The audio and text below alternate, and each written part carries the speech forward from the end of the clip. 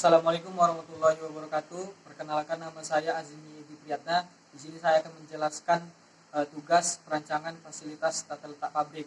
Eh, Tugas ini terdiri dari 10 soal, 10 pertanyaan yaitu yang pertama, eh, mengapa perancangan fasilitas itu penting? Mengapa? Alasannya karena eh, perancangan fasilitas ini menentukan efisiensi suatu dalam efektivitas suatu sistem produksi pada suatu perusahaan. Tiga. Pertanyaan kedua adalah jelaskan ruang lingkup perancangan fasilitas.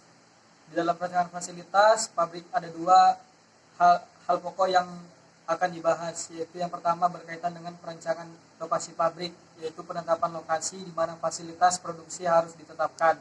Yang kedua adalah perancangan fasilitas produksi, meliputi perancangan struktur bangunan, perancangan tata letak fasilitas produksi, dan perancangan sistem pemindahan material. Pertanyaan ketiga adalah jelaskan analisa lokasi pabrik. Analisa lokasi pabrik ini merupakan salah satu hal yang sangat penting dalam proses perancangan pabrik. Pemilihan lokasi pabrik yang akan didirikan bersangkut paut dengan kesuksesan modal yang ditanam untuk mendirikan pabrik tersebut. Ya. Pertanyaan yang keempat adalah definisi tata letak fasilitas pabrik. Tata letak fasilitas pabrik ini merupakan tata cara pengaturan dan penempatan dari mesin dan segala fasilitas produksi pada suatu pabrik. Selanjutnya adalah kelebihan dan kekurangan tata letak proses. Tata letak proses ini memiliki kelebihan, yaitu adanya fleksibilitas peralatan dan penugasan tenaga kerja. Sebagai contoh, jika terjadi kerusakan pada suatu mesin produksi secara keseluruhan tidak perlu berhenti. Sedangkan kekurangannya adalah pada peralatan yang biasanya memiliki kegunaan umum, waktu pemasanan butuh waktu yang sangat lama karena penjadwalannya yang sangat sulit. 3. Pertanyaan yang keenam adalah bagaimana layout pabrik yang baik.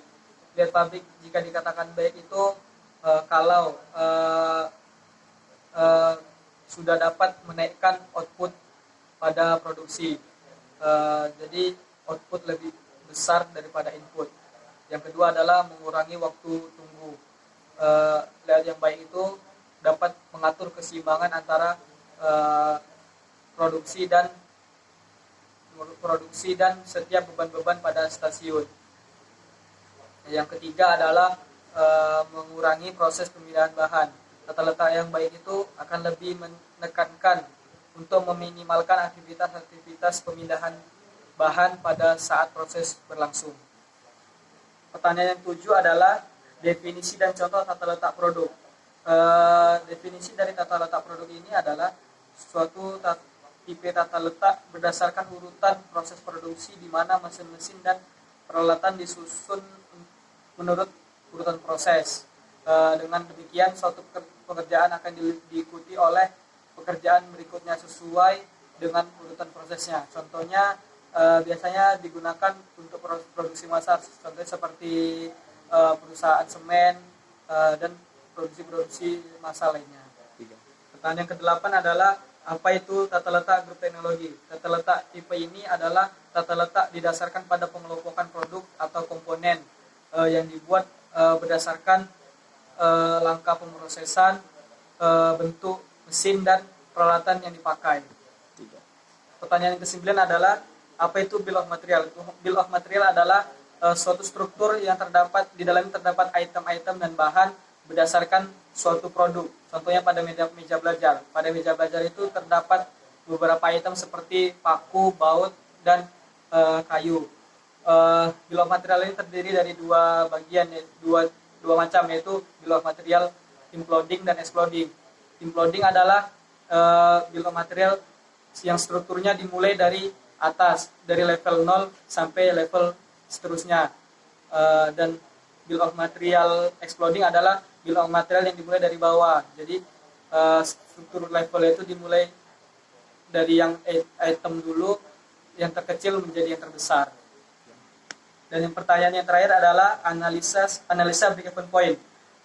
Adalah analisa ini break-even point adalah suatu teknis analisa untuk mempelajari hubungan antara biaya tetap, biaya variabel, keuntungan, volume aktivitas. BP adalah posisi di mana keadaan perusahaan tidak untung dan tidak rugi.